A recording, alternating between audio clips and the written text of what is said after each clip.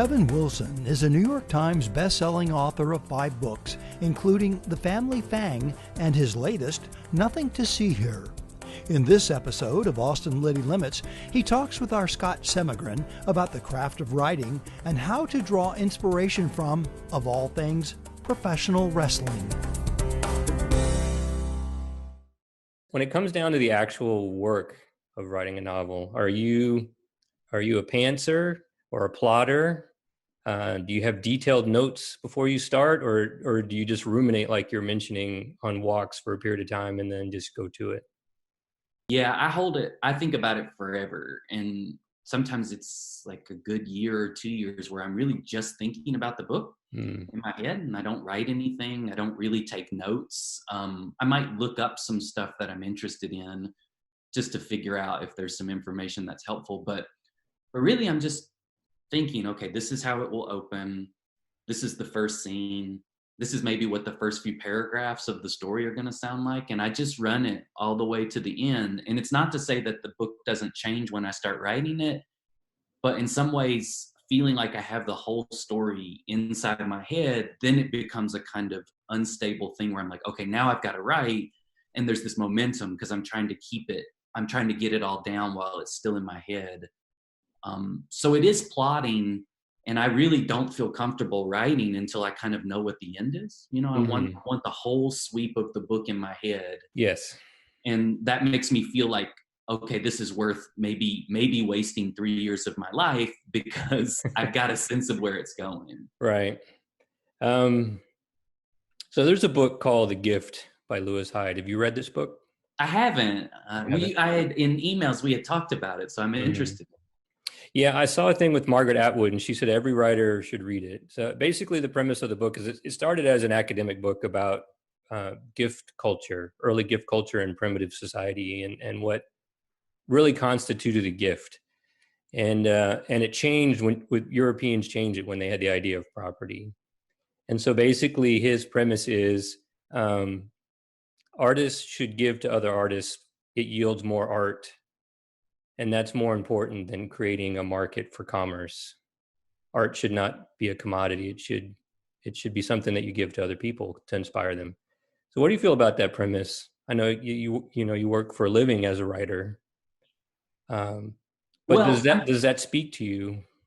I mean, I think it's really lovely, and I like that idea. And I think as a reader, one of the things that has been so instrumental in my development as a human being is just the gift of reading other authors, of feeling less alone in the world. Before I ever wanted to be a writer, there were those moments of connection with someone's work that made me feel like I wasn't alone in this tiny little rural town in Tennessee. And so I think that still controls my initial kind of desire to write, is predicated less on like money, even though that's nice, but I don't expect it. And I work a full-time job in addition to writing because I know I will always need another job. But my kind of primary instinct with writing was I want to send this thing inside of me out into the world and just see if anyone else can see it, right? If there's a moment of connection like I experienced. And those to me are incredibly gratifying moments. And some of my closest friendships with people have been as a result of those moments where we see each other's work and feel this little moment of connection. So that really resonates with me. I mean, I still like the idea that if I write something, I could sell it, you know. I'm not gonna like turn my back on that. And I love the way that having a publishing company behind me allows me to reach more people, you know. It allows me a kind of wider net to make those connections. But at the heart of it, for me, it's the one-on-one kind of moment where the world opens up a little. Mm-hmm. Yeah, definitely. So what stage of the writing process do you enjoy the most? The first draft, the first revision, or the final draft? What's the most exciting for you? It's definitely first draft. I mean, because the other things, revision, final draft, that's in conversation with other people, right? Like somebody else, I'm collaborating with them to figure this thing out, right? After I've made it. And So that just, your first revision, sorry to interrupt you, your first revision is with somebody else? yeah, I usually give it to my wife, you know, when Oh. because there's a point, like, I tend not to, I write that first draft and then I'm like, well, this is what I did, you know, so what is it doing? What would somebody else think is happening here? And so I let my wife reads it and we talk, you know, and that's the moment where she's like, this doesn't make sense to me, or I feel like I think I know what you're doing here, but it's not super clear.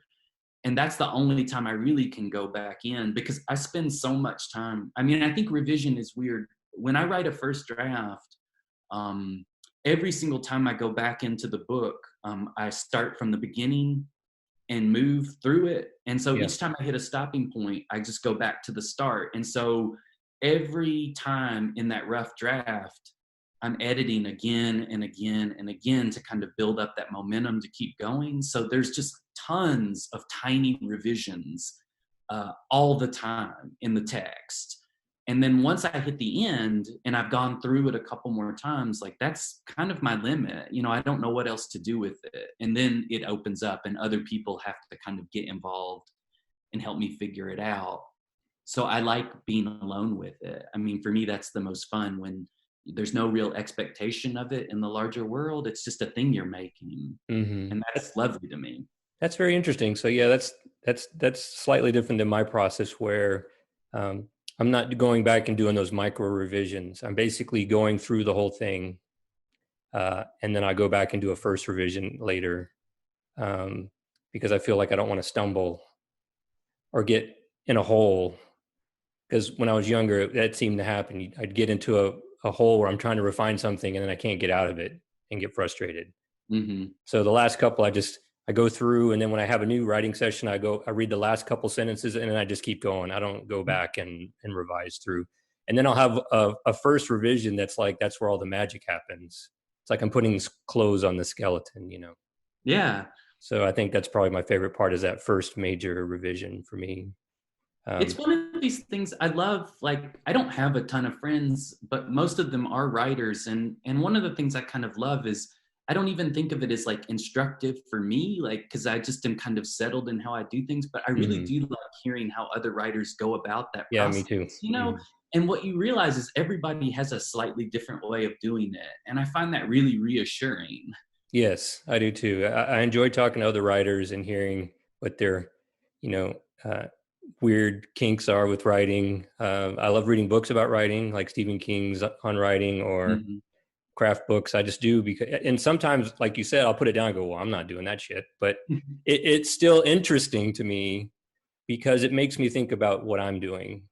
So, Yeah, and I think because I teach creative writing at the school where I teach, I'm looking at a lot of craft stuff, and oftentimes, even if it's not necessarily influencing, like, I'm not actually going to use that in my own work, it forces me to kind of more clearly articulate what it is that I actually do. You know, like, if I'm not going to utilize that piece of advice or that framework, then it means that I've got to figure out, well, what is it that I'm doing opposite of that? And that's really helpful. And I think so much of my thoughts on craft are just helping me articulate what it is that I do.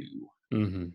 Do you have a craft book that you could recommend to people I that mean, the you like? Stephen King one's really wonderful because of, to my mind, I think he has a real kind of nuts and bolts approach to writing. Like, it's not, I mean, writing is mystical in some ways, but I think he writes so much that he's got a sense of what it's doing. Mm-hmm. Um, and then, you know, John Gardner's book on fiction, I think, is really interesting and weird and maybe a little experimental.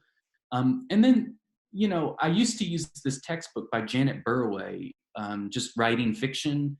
And it's really kind of dry in some places. But what I found is Burroway is articulate in ways that I still utilize so much of what she said in that book when I teach. Like, it's just so sound and really, really easy for students to pick up on. And so I kind of like that. Like, I don't like a lot of theory. I don't like a lot of kind of complication.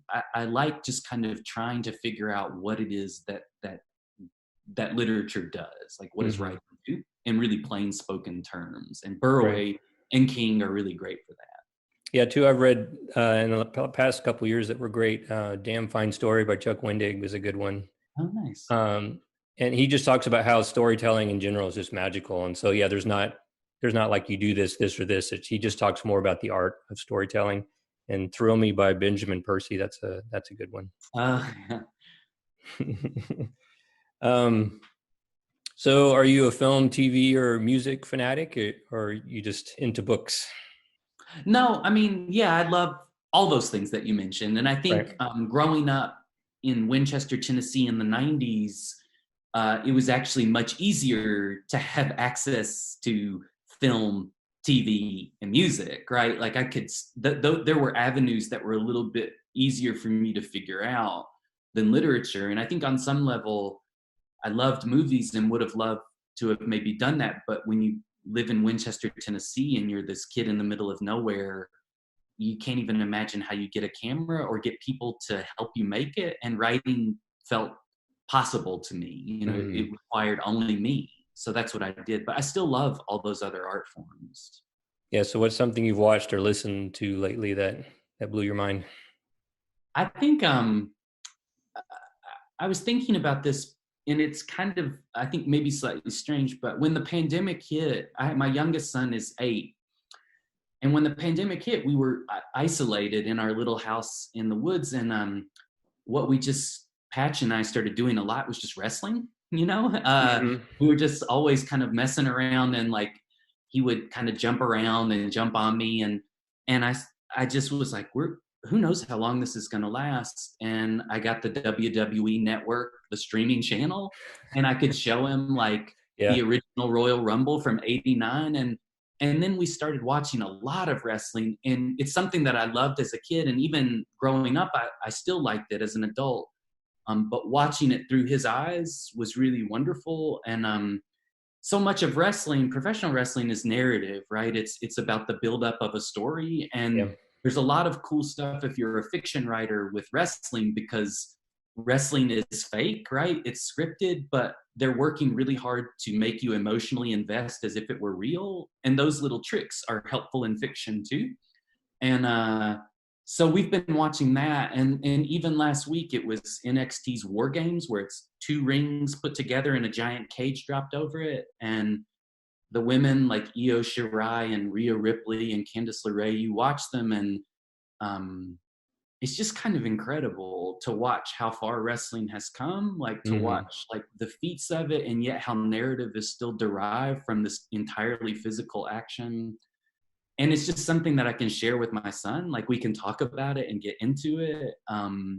So for me, that's been one of the things of the pandemic is kind of returning to this childhood obsession, but with my son.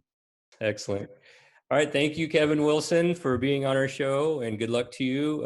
Your books, Nothing to See Here, amazing. The Family Fang, also amazing. Thank you for being on our show.